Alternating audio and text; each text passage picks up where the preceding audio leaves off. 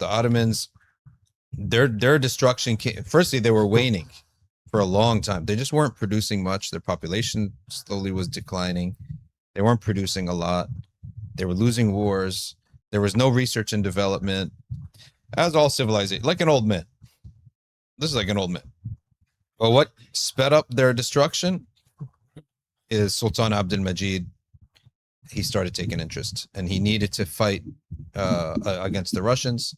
So he went to the French and the English, and he said, I need a loan, right? And he took a loan. And the French and English covered the loan by selling it as bonds to the people.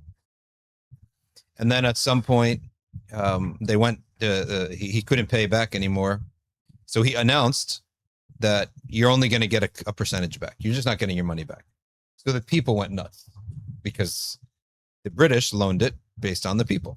They sold it as bonds. So the people went nuts. Now the British need to placate the people. So they sent a bunch of suits, bankers over to the Ottoman Empire. And they say, what's going on here? Why aren't you paying? They said, there's no money. They said, well, what did you use the loan for? I said, oh, building this beautiful palace for myself. He's like a fool. So they actually set up shop right across from where the palace lives. And he said, from now on, we're the tax collectors. That's the humiliation. We're going to collect taxes for you. So they went around to the farmers, and the taxation money didn't go to the Ottoman Sultan anymore. It went to the British and the French. And he got upset about all that. And then he went to the Germans. The Germans, they didn't like the fact that the Ottoman Empire was close to the French and English and beholden to them. They said, that's a problem for us. So the Germans came in and said, we'll actually give you a better offer, right? And you'll just pay us instead. So they took that deal. So they basically just traded handcuffs, right? Your handcuffs are more. You ever see SoFi? I don't know how this company works, but SoFi basically takes your debt, shows you the person who bought SoFi or whatever, and says, oh, all of a sudden my debt's gone, right? And my debt's much less. It's like, are we dumb here? No one's giving you charity to pay your debts. That's a different deal, right? And probably your debt payment went down from $3,000 a month to $2,000 a month, but the term probably increased. Obviously, SoFi's got to make money somehow.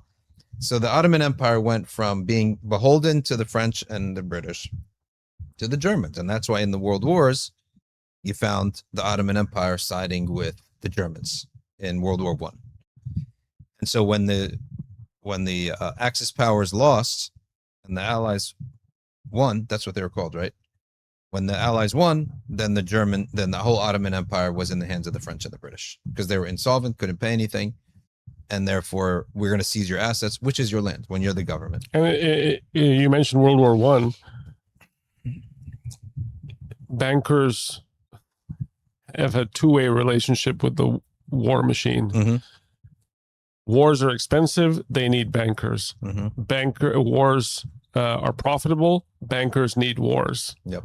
So you can actually make the relationship between banks and wars very easily. Mm-hmm. You use World War I as an example. The Schiff brothers, the Jewish bankers, funded both sides of World War I. Which brothers? Schiff, Schiff. They funded both sides of World War I. Gaza, Citibank funded billions of dollars to Israel to drop bombs on innocent women, children, and men. So this is we are in a situation where banks now, Sheikh will give the example of he said that politicians are bank employees.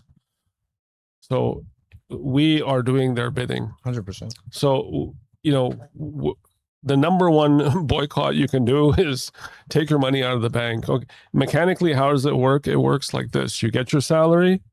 It comes into your interest-free bank. If you haven't been able to find an Islamic one, I gave the example of Stern Salam Bank. You take the money out, okay? You keep whatever the minimum is, and you take the money out. And you keep, what I do is I just keep 1 or 2 months of cash for my family and my business. and then I put the rest. I just go down to the market and buy gold or silver physically. And my kids always know when when I've been to the gold guy because I'm low on cash.